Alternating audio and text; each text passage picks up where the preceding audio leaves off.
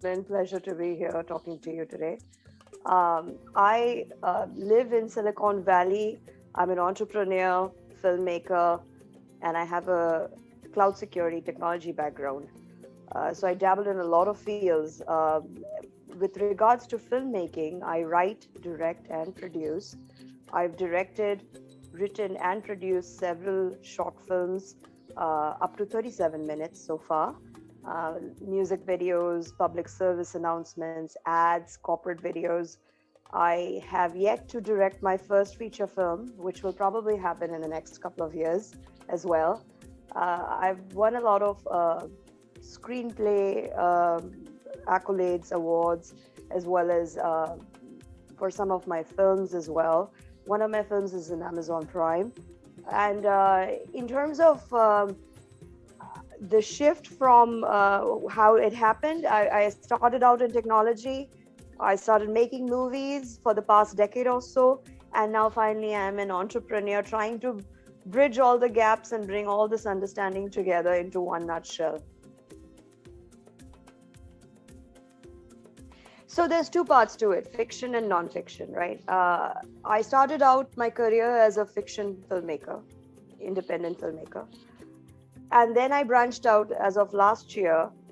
During the pandemic, I produced two documentary feature films, which is now under post-production. One is about California wildfires, and the other one, and talks about inmates fighting the California wildfires, which is a very socially relevant topic. And second is about enterprising women farmers in India, in a part of India, southern part of India. And what motivates me is that the world around us is so fascinating. There's so much going on, and it's so dynamic. To cut a sliver and to analyze it, and kind of weave it into the social mosaic of things, uh, is something that all storytellers strive to do, one way or the other, whether it's fiction or non-fiction, right? But what motivates me is that potentially, if I create content that is moving and that is factual, sometimes with at least with non-fiction, factual, and true to its bones, it could be a change maker in terms of how the perspective of people can change. So that totally is so motivating for me, because that's the tangible, it's an intangible benefit, right, to be a storyteller, because you're moving people, and that is such a powerful tool to me. And that motivates me all the time, and that keeps me going, saying that yeah, there's room for change, there's room for improvement, there's room for knowledge, and go dig that and show it to people. There's a lot of research going on, as well as, as a reader, when I read about things, because I'm not directly related to the research part of it. From what I can see, AI has a huge, I think in the last few years there's a lot of development, especially in video editing. And I think big corporations, media corporations like Wall Street Journal and Dow Jones and all, they're using AI to transcribe interviews, filter out messages, or they play around with that. And from what I've heard is that it also is, well, it's a double-edged sword, because there's deep fake news, right, which is kind of fake content, and AI can generate a lot of fake content as well. So there is a morally, ethically, technology challenged situation here.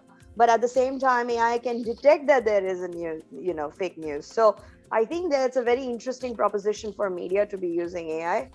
In terms of films, there's ways you can now. I think there's been a significant development. I haven't seen it as a filmmaker yet, but I've heard about it, that video editing, AI knowledge is being brought in. So what happens is, there's script analysis, and then against that, the video can be edited into, like, there can be jump cuts, and then it can be primed for more editing. So that's pretty cool, I think. And if it recognizes the clips, and you can edit, that kind of minimizes the time, right? So productivity, I think, hugely impacted in terms of how AI can, potentially change the world for media and films. So I think a lot of phone cameras. There is low barrier to entry, right? A movie like Tangerine, which won at Sundance Film Festival a few years back, was entirely iPhone made, right? And a lot of phone camera usages can happen. Of course, the camera innovation as well, technology is growing. There's innovation there as well. And I talked about video editing, which is there as well.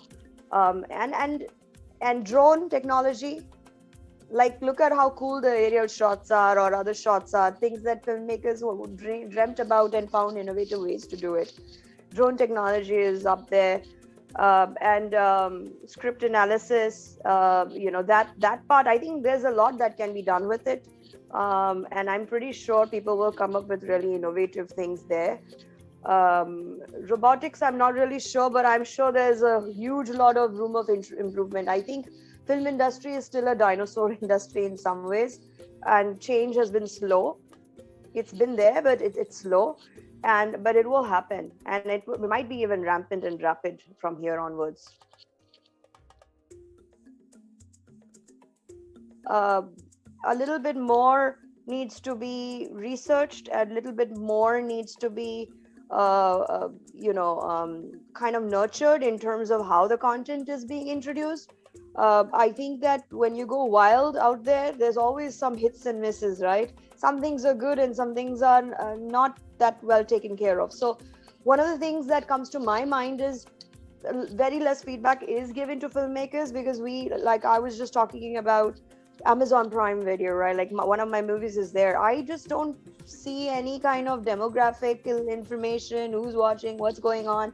So it would be really cool for creators, to get some sort of feedback of what the society, we understand what's commercially trending, but to even understand some of the, look at data and facts would be really cool for filmmakers, I think, to even design some content that towards a certain demographics and broaden our horizons a little bit. In terms of censorship and all that, I mean, I still definitely believe in artist freedom. That's my thing. It's all anecdotal. It's all my opinion. But definitely, I do think that when you enter different markets, it's a huge social responsibility to do it in the most non-controversial way, if possible. Also taking care of people's emotions as much as possible, and that's hopefully those things will be panned out over time, because this is kind of still new. As I said, the content is so dynamic and shifting so fast.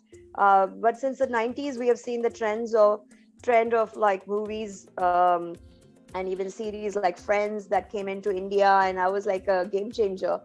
People adapted that to, liked it, and all around the world, Western content is such a huge hit here, and I think it kind of holds a lot of ground. So when these OTT platforms as large as the ones that are out there, and they enter new markets, I think there's so many different possibilities, some pros, some cons, but I do think that personally it's a huge social responsibility as well.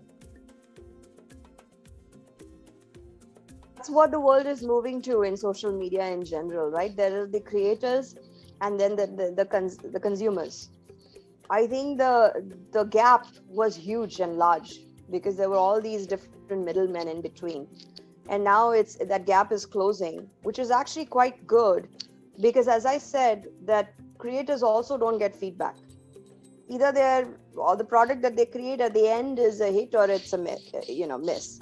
Now they can take the feedback, and they have if they're engaging with the consumers, the viewers, that part is taken care of, because their understanding broadens up. I think it's a really awesome thing, and part of this also kind of goes back to my startup that I am now building.